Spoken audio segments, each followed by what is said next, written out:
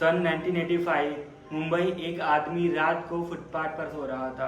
अगली सुबह लोग देखते हैं कि उसका सिर लिटरली ना पत्थर से कुचल दिया गया। और ये कोई एक बार नहीं हुआ था, एक एक करके दर्जनों बेघर लोग बिल्कुल सेम तरीके से मारे गए। किलर कभी दिखाई नहीं दिया। पुलिस कंफ्यूज, सिटी में डर, और आज तक कोई नहीं जान पाया ये स्टोन मैन है कौन। भारत में 1980s का टाइम। मुंबई ने उस वक्त बॉम्बे कहलाता था। सिटी फास्ट ग्रो कर रही थी, लेकिन जितनी चमक दमक ना, उतनी ही अंधेरी साइड भी। हजारों लोग फुटपाथ पर सोते थे। कोई काम ढूंढने आया था तो कोई बस सिर छुपाने की जगह। उनके लिए रोड ही उनका घर था। और तभी एक सीरियल किलर की एंट्री हुई।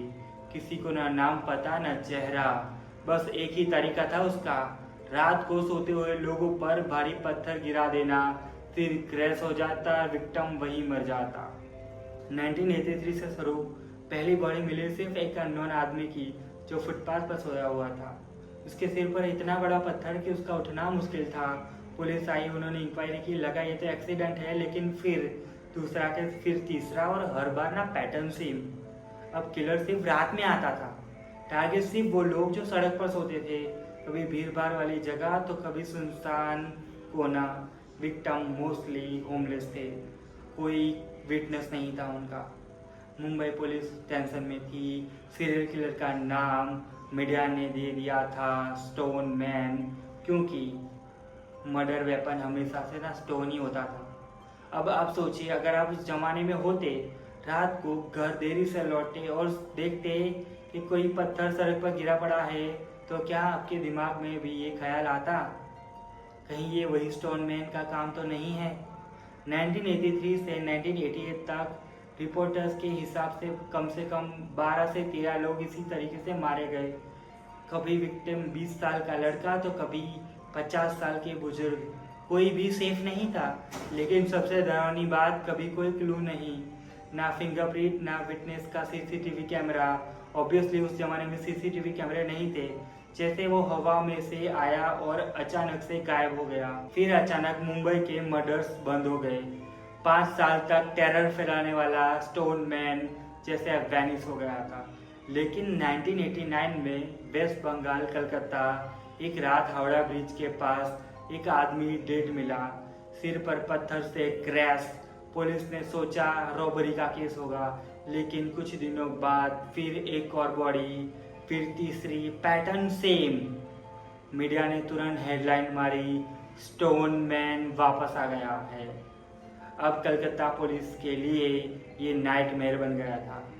2 महीने के अंदर 13 से ज़्यादा मर्डर्स, सारे विक्टिम्स रोड साइड सोने वाले लोग, सेम ब्रूटल तरीका। सवाल ये उठा, क्या ये वही किलर था जो पहले मुंबई में था, या फिर कोई कॉपी कैट जिसने आइडिया उठा लिया। दोनों सिटीज़ की पुलिस ने कोशिश की। मुंबई में कई सस्पेक्ट पकड़े गए, कलकत्ता में भी कुछ लोगों को उठाया गया, लेकिन सबके खिलाफ ना एविडेंस जीरो। पुलिस ने ये भी सोचा कि शायद ये कोई गैंग है, क्योंकि स्टोन इतने बड़े थे कि अकेला आदमी उठाना मुश्किल था। लेकिन फिर फॉरेंसिक एक्सपर्ट ने कहा पॉसिबल है, अकेला आदमी भी उठा सकता है। एक और थियरी आई, किलर मेंटली अनस्टेबल होगा।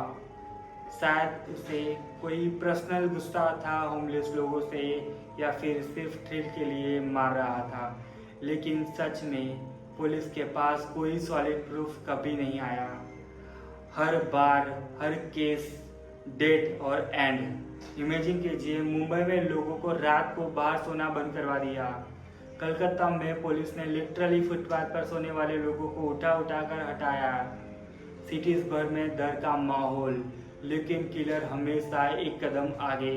जब भी पुलिस किसी एरिया में पेट्रोलिंग बढ़ाती, वो दूसरे एरिया में अटैक करता, जैसे पुलिस को पता हो कहाँ वीक स्पॉट है। अब सोचिए, कोई आदमी इतना परफेक्ट कैसे हो सकता है?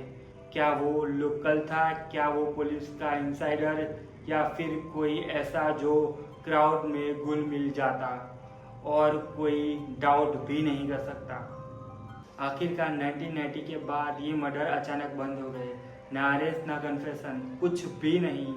आज भी स्टोनमैन का नाम सुनकर लोग कांप जाते हैं, क्योंकि वो इंडिया के सबसे पुराने और सबसे मिस्टीरियस सीरियल किलर में से एक है।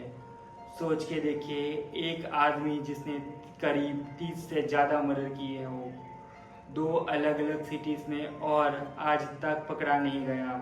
क्या ये पॉसिबल है कि वो किसी और नाम से आज भी जिंदा हो, या फिर वो भीड़ में कभी आपके पास से गुजरा हो और आपको पता भी ना चला हो। तो ये थी स्टोरी स्टोनमैन सीरियल किलर की। अब सवाल आपसे, आपके हिसाब से ये सेम किलर था जो मुंबई और कलकत्ता में शिफ्ट हुआ था, या फिर 2 अलग अलग कॉपी कैट्स? नीचे कमेंट में बताएं। अगर ये कहानी इंटरेस्टिंग लगी हो ना, तो वीडियो को लाइक और शेयर ज़रूर कीजिए। और हाँ, सब्सक्राइब करना मत भूलना, क्योंकि ऐसे ही और भी क्रीपी मिस्टीरियस स्टोरीज लेकर मैं आपके लिए आता रहूँगा।